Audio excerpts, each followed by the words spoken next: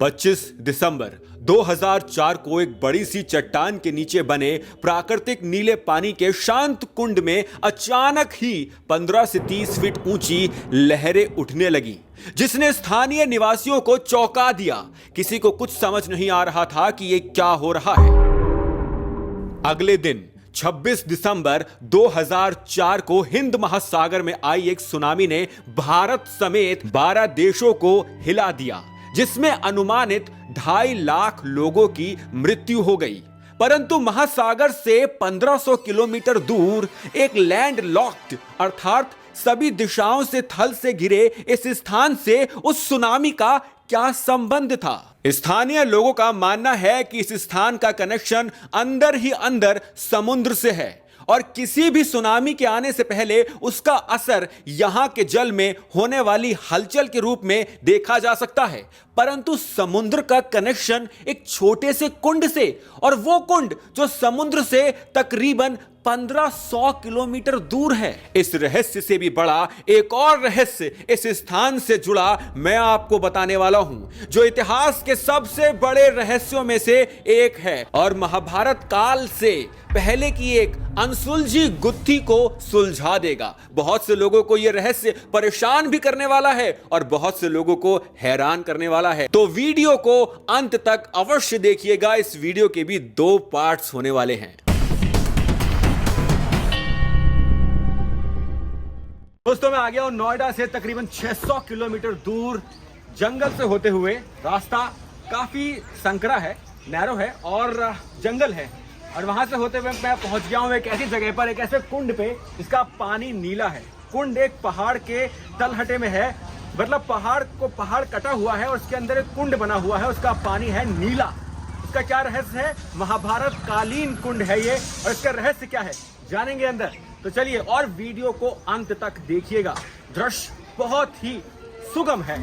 मध्य प्रदेश के छतरपुर से 70 किलोमीटर दूर बजना ग्राम में स्थित है रहस्यमय भीमकुंड, जिसे नारद कुंड और नील कुंड के नाम से भी जाना जाता है। गुफा के अंदर घुसते ही जो अद्भुत दृश्य मिलता है, ऐसा लगता है कि आप किसी दूसरी दुनिया में पहुंच गए हैं। पानी का रंग एकदम नीला है। संभवतः इसी कारण इसे समुद्र का पानी माना जाता होगा। अभी तो यहां काफी लोग स्नान कर रहे हैं। लोग तो यहां से जंप मार रहे हैं।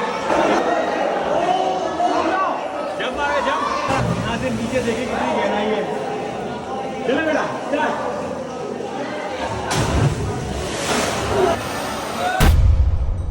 तो पानी में हलचल के कारण रंग इतना नीला नहीं लग रहा, परंतु यदि पानी में हलचल ना हो तो कुंड के जल का रंग बिल्कुल हमारी भारतीय क्रिकेट टीम के कपड़ों के रंग से मेल खाता है। अब पानी का रंग नीला क्यों है, उसके पीछे 2 कारण बताए जाते हैं। पहला तो नॉर्मल, जैसा कि समुद्र के पानी का रंग नीला होता है आसमान के रंग से, उसी प्रकार यहां भी देख रहे हैं आप, एक छेद है ऊपर जहां से धूप आती है, आसमान दिखाई पड़ता है। तो कुछ लोगों का यह मानना है कि इसी कारण यहां के पानी का रंग भी नीला है। और दूसरा कारण एक लोक कथा से प्रेरित है कि जल के स्रोत पर एक नीलमणि होने के कारण जल का रंग नीला है। परंतु समस्या यह है कि बहुत प्रयासों के बाद भी आज तक कोई शोधकर्ता इस कुंड की गहराई नापने में सफल नहीं हो पाया। कुछ लोग ये बताते हैं कि यहां पर जर्मन डाइवर्स की एक टीम आई थी। उन्होंने कुंड की गहराई नापने का प्रयास किया था और वो 200 मीटर की गहराई तक कैमरा भेजने में सफल हुए। और उन्होंने बताया कि इस कुंड के नीचे 2 कुएं जैसी संरचना है। एक कुएं में से पानी कुंड में आता है और दूसरे कुएं में से पानी कुंड में निकल जाता है। इसी कारण नीचे का बहाव इतना अधिक तेज है कि उस स्थान से आगे जाना संभव नहीं। अब इस चित्र को देखिए, इस कुंड को आप इस चित्रण से समझ सकते हैं। अच्छा, यहां पर एक बात और है कि इस कुंड का जल एकदम क्रिस्टल क्लियर अर्थात एकदम साफ है, इतना साफ कि आप 30 से 50 फीट नीचे आराम से देख सकते हैं। और दूसरी बात जो आपको चौंका देगी कि कुंड की दीवारों पर किसी भी तरह की काई या गंदगी जमी नहीं हुई है। यह कैसे संभव है? यदि कुंड का पानी रुका हुआ होता तो इसमें काफी गंदगी जमा हो जाती और इसका रंग हरा और मटमैला हो जाता, फिर यह पानी भी पीने के लिए उपयुक्त नहीं रहता। और यहां पर जब मेला लगता है मकर संक्रांति पर, तो यहां पर लाखों लोग आते हैं नहाने के लिए, और मना करने के बावजूद कुछ लोग यहां पर साबुन का इस्तेमाल करते हैं नहाने से पहले, जो इस पानी को और भी गंदा कर सकता था। परंतु अभी भी यह पानी बिल्कुल साफ है। कैसे? यह तभी संभव है जब पानी चल रहा हो। अर्थात जो यह बताया जा रहा है कि पानी के नीचे दो कुएं हैं, जिनमें से एक में से पानी आता है और एक में से निकल जाता है, तो साफ पानी आता है और गंदा पानी निकल जाता है।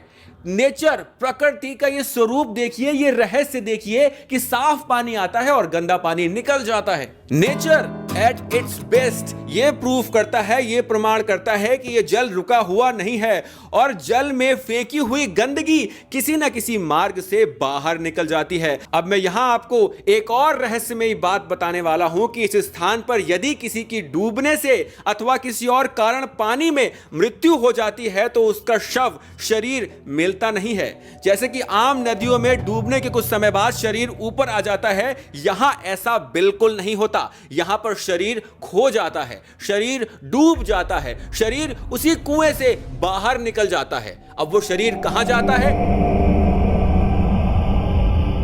अब वो शरीर कहां जाता है आगे बताऊंगा इसी वीडियो के अगले व्लॉग में। पहले इसी कुंड से जुड़े और रहस्य सुन लीजिए। अब इस स्थान से जुड़ी पौराणिक मान्यताओं के बारे में थोड़ा सा जान लेते हैं।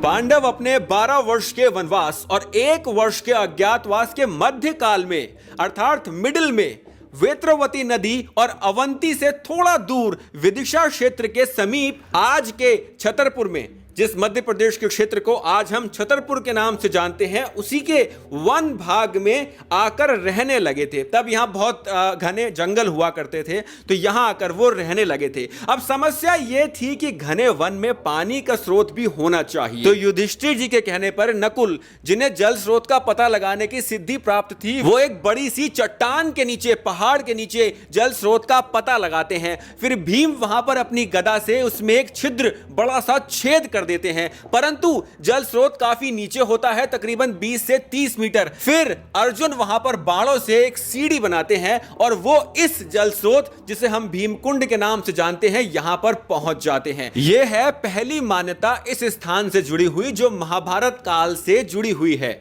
अब आते हैं दूसरी मान्यता पर।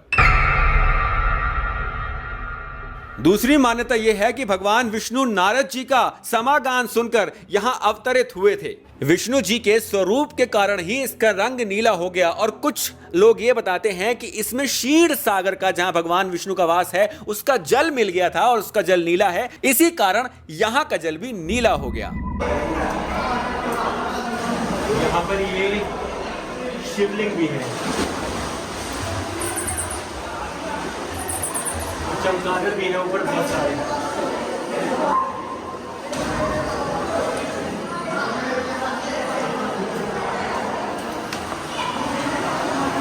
ये देखिए चमगादड़,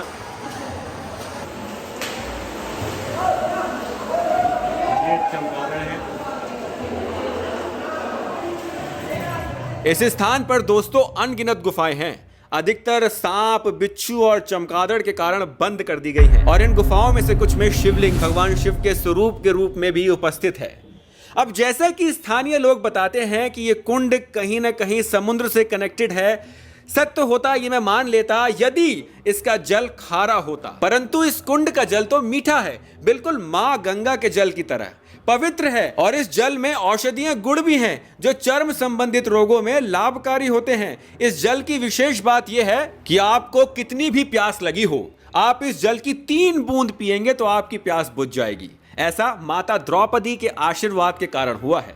अब संयोग देखिए दोस्तों, यहां पर मध्य प्रदेश में ही एक चंबल नदी भी है जिसे माता द्रौपदी ने शाप भी दिया हुआ है। उसके बारे में किसी और व्लॉग में बताऊंगा आपको। परंतु आप सोचिए, एक जलकुंड जिसका पहाड़ों पर ग्लेशियर से निकले जल के समान औषधीय गुण वाला, एकदम साफ, पीने के लिए उपयुक्त और बिल्कुल ऐसा जल है जो बर्फ के पिघलने के बाद बर्फ के पहाड़ों में होता है। जैसा कि आपको कुंड बर्फ के पहाड़ों में देखने को मिलता है, नीला पानी, आसमान साफ और पास में सफेद सफेद पहाड़, बिल्कुल वैसा पानी है इस कुंड का। तो कहीं संभव ये तो नहीं कि ये जल हिमालय में से किसी एक ग्लेशियर में से आ रहा हो, इसका स्रोत हिमालय में हो, परंतु ये जल बीच में कहीं दिखाई क्यों नहीं पड़ता है? आगे ये जल कहां जा रहा है, किस स्थान पे ये जल निकलता है? माना जाता है कि आज से 70 साल पहले एक साधु बाबा यहां रहा करते थे। उन्होंने अपनी एक छड़ी एक निशानी के साथ इस जल में फेंकी और फिर वो छड़ी कहां निकली, आप भी चौंक जाएंगे सुन के। अगले व्लॉग में आपको बताऊंगा, बहुत बड़ा रहस्य खोलने वाला हूं इस पानी से जुड़े रहस्य का, कि क्या ये एक खोई हुई नदी है। ये दोस्तों भीम कुंड, जिसका इतिहास है महाभारत काल के समय और पद्म पुराण में भी इसका उल्लेख मिलता है। इतिहास में आपको बता चुका हूँ। अगर आपको वीडियो अच्छा लगा हो तो लाइक और कमेंट करना बिल्कुल मत भूलिएगा। और बहुत ही अच्छा लगा हो, ये मेरा अकाउंट नंबर है, ये मेरा पेटीएम UPI ID, आप मेरी फाइनेंशियल हेल्प भी कर सकते हैं। हर हर महादेव।